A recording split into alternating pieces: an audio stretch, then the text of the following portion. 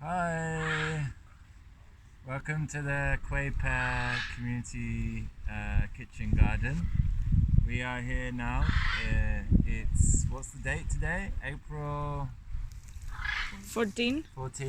And we're a bit late to plant some beans, and we're also a bit early to plant some beans. So this is an experiment with two varieties of beans that come from the Netherlands, that come from a long line of bean farmers outside of Amsterdam. So we're in a community garden that's been here since the 60s, and we're really happy to be a show garden here. We're a bit amateur, but we do have experience and intuition. So we're going to do a little video today to share with you. If you want to come a bit closer, we can show you the Kapuzijner bean. It's more like a pea actually than a bean. And these grow really well, even they have tolerance to frost. They're one of the first beans that you can plant here. We're growing them a little bit later. And this bean is a mystery bean. We don't know the name to it. We can find out the name soon, and I think in a video maybe the name pops up. But right now I can't tell you. And we're going to plant these beans. These beans are not so tolerant to the frost, so we're hoping that we don't get any frost.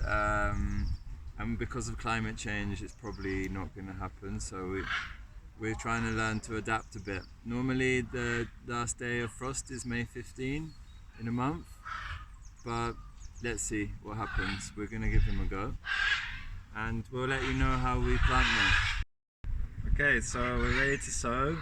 We cleared the soil. We didn't go deep to protect the soil and have minimal disturbance to the soil life. And what we've done now is we've made 2 rows in our bed. Each row is about 60 centimeters apart. And what we're going to do in this case, they should be actually wider apart, but we're going to experiment with a shorter distance. And we're also going to plant quite a lot of them close together, even though it's not needed, because we're growing seeds to share. We want to try and do a little bit of selection, and so the healthiest ones we will keep. And the good thing about leaving some of the beans in the soil, we have some parrots here as well, by the way. They're our neighbours. So we can actually leave some of the beans and fold them, and they will go back into the soil, and some of the nodules will be fixing the nitrogen. So we don't feel too bad about using lots of beans. So if we only had a few of them, we would be more careful, but we actually have a lot, so we're going to go for it. And this is how you do it. It's not rocket science. You just put the bean here, and it's good. Clear as many roots as possible.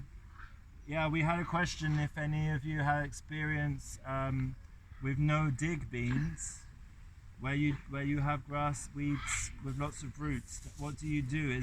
Have you been able to grow beans with lots of roots in between, or do you also clear the soil like we do?